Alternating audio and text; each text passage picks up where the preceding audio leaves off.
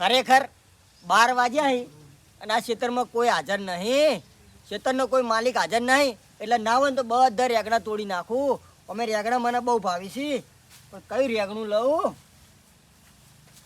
હા, શું કરો ભાઈ? હે શું કરો હો? કોઈ નહીં, આ તો રેગણા જોતો હતો. કહું ચેવડા મોટા થયા તમારે તો રેગણા. ફોટો પાડવો શકશું? ના, ફોટો પાડવો નહીં, તાણા પણ રેગણા જોતો તો વારે નેકડો તો કહું રેગણા જોતો જાઉં કે જોવા તો જોજો, પણ તોડતા નહીં. મહેરબાની કરી માર્કેટે ભરાવા નહીં મારા.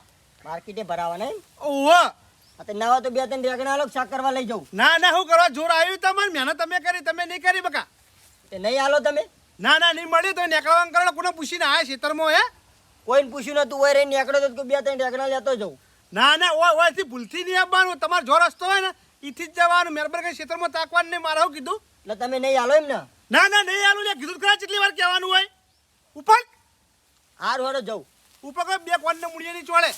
આવી જા જુઓ કે રેગડા હારે. રેગડા તો હારા જ હોય. મહેનત અમે કરી છે, તમે નહીં કરી. આ રેગડા બધા વ્યાણી અને માર્કેટો ભરાઈ દેવા પડશે. તો મારા ઓળશે અરે રાતના આવીને લઈ જા. આજ તો બધા વ્યાણી જ દેવા. હે